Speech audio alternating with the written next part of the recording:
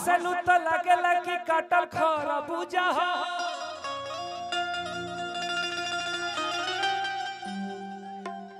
लह लह कमर के हिले है गोरी।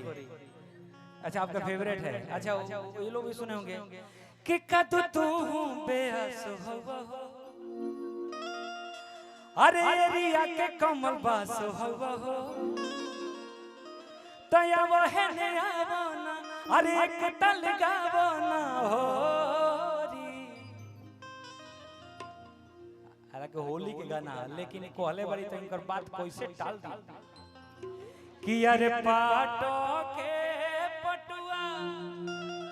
हाँ तो सुतरिए के डोरी आ धीरे धीरे कोमर के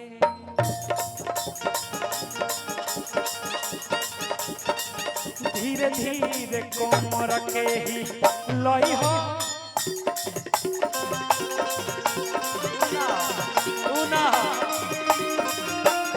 धीरे धीरे कादुन कहता है गोलू भैया हमारे हाँ वो डिस्टर्ब करने के लिए बैठी है उधर कि जब किसी के दिल में समाती है लड़कियां जब किसी के दिल में समाती है लड़कियां और बहुत बेवकूफ बनाती हैं लड़कियां धीरे धीरे कोमर के लई होए गोली धीरे धीरे कोमर के लई होए गोली धीरे धीरे कोमर के आई देखो सबके जवानी उफान मारे लगल बा गाना के रिदम ऐसन बाटे रो लोग बजावत बनिया तना बढ़िया कि सबके जवानी उफान मार लगल जे 60 बरस के बाबू अपने को 100 बरस के काउंट करता कैसे और वो टाइट रही ऐसा ही हां रो टाइट रही कि हंसलू तो लगेला कि काटल खरबूजा ए शिवानी ए एंकरा खाते बिकू के बोला दी का संभार ले उनकरा के अरे फकला पसुन जैसे रहरी के भूजा आ तू बेर बेर अरे छुअलू तो कुछ न कहनी आ हम एक बेर छुअनी तो कहलू बेहुदा लइकावा कहता कि तहरा ललाइल बनी कजरा अरे जुड़ा में लगावे खाती गजरा लड़किया कहती है कि तू तो अरे कवनो हीरोवा से न कम बड़ा कि धन बड़े अरे गोलू धन बड़ा अच्छा ना हम अपन नाम लेते नहीं कि धन बड़े अरे अजितऊ धन बड़ा आ हमर पहिला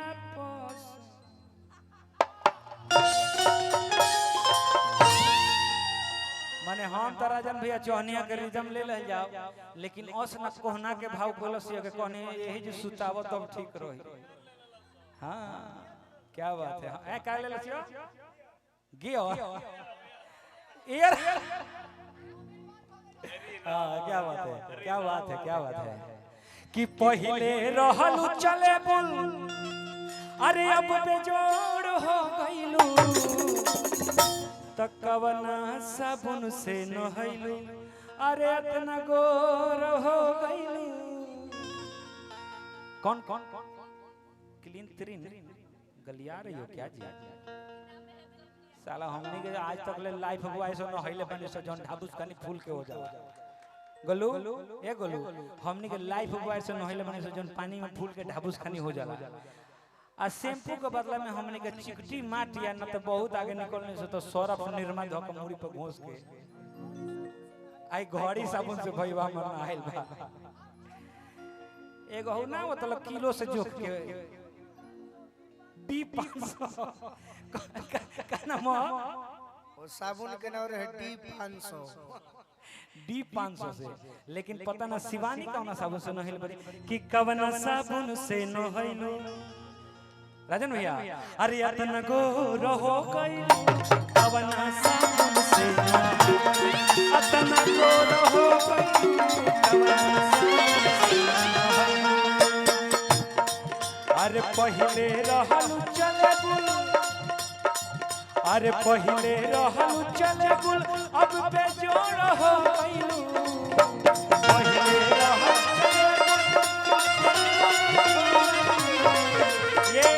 ये डॉक्टर साहब साबुन का नाम डॉक्टर साहब पूछ रहे हैं का तुम माइक्रो में बोल दो अभी 200 रुपया और चाहिए 300 का मिलता है सुनो ना ये शिवानी की पकड़ो डॉक्टर साहब अगर खत्म हो गए लोग कैश एटीएम पेटीएम गूगल पे होई आ ना होके तो मिथुन भाई से पहुंचा मांग 200 रुपया लेकिन इतना बढ़िया कलाकार के 200 रुपया तो बनते न बस साबुन खाती का दीवा दे जाओ दीजिए नीचे भाई पहुंचा डॉक्टर साहब लग रहा है पेमेंट नहीं मिला क्या हो देखा ड्राइवर लाइसेंस मत दे दे उठा के आई देखा हो गई अच्छा वीडियो बना तो अरे महाराज सारा के हिसाब रखा तो नहीं आता पहले नाम बताओ नाम नामो बताओ साबुन का नाम क्लीन 3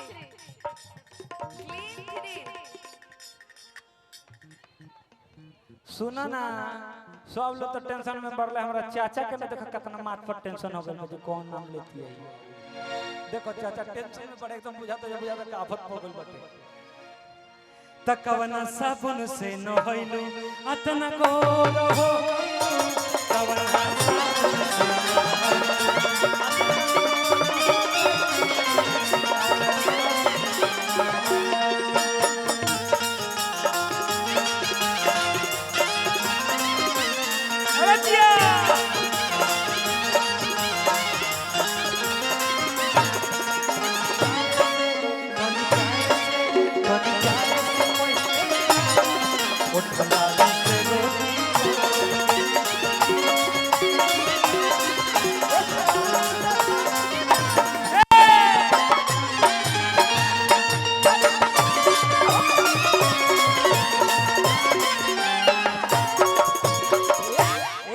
हो जी जा गोलूरा के टोला में जा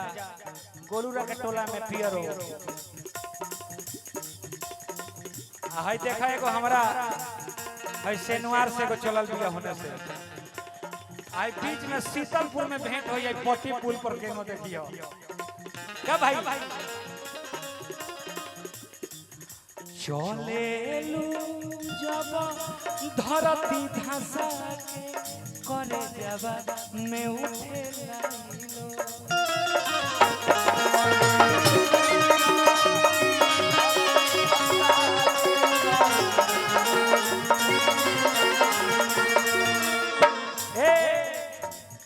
चले जब धरती धसा के करे जबा में उठे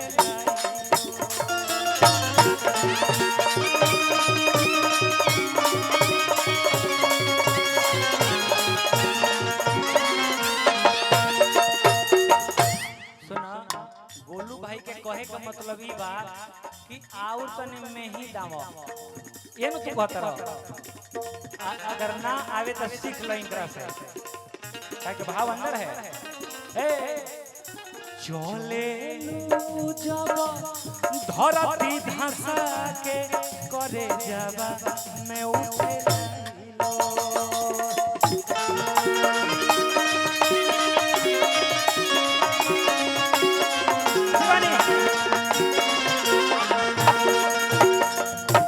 गोलू के बात पर टेंशन मत लो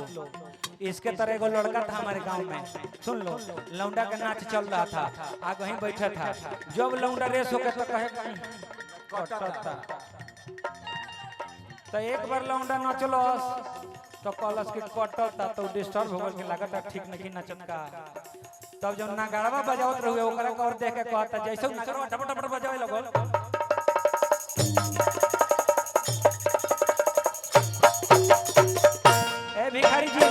भिखारी जी कटत अब इकरो कॉलेज की कटत यो डिस्टर्ब हो गेल के कटत का सही में ओकरा बाद 10 मिनट के बाद पूरा नाच खराब हो गई आ लागल उल्टा पलटा नाच लौंडा सारा व्यवस्था बिगड़ गेलो जी के त गोलू के बात पर ढेर टेंशन ना मजा ले रहा है भाई हमारा वो असली कलाकार है आदमी चले लू जब धरती धसा के करे जाबा में उठे लाइलो जाए जाए करे जा कहां बाजालो कोई के करे जाबा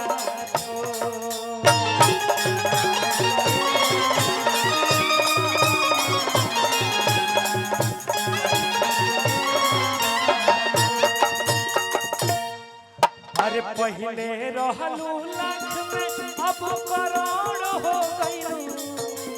पहले रहलू लाख में अब करोड़ हो गईलू कि तेरी जवानी बड़ी मस्त तेरी जवानी बड़ी मस्त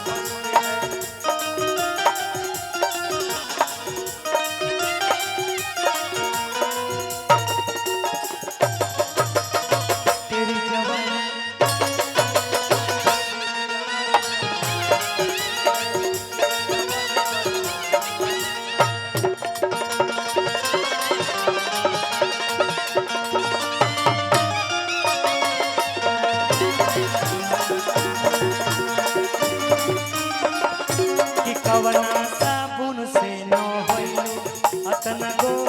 हो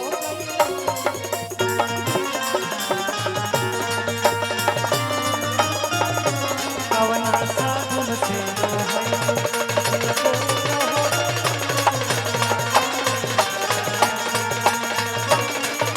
कवना साबुन से न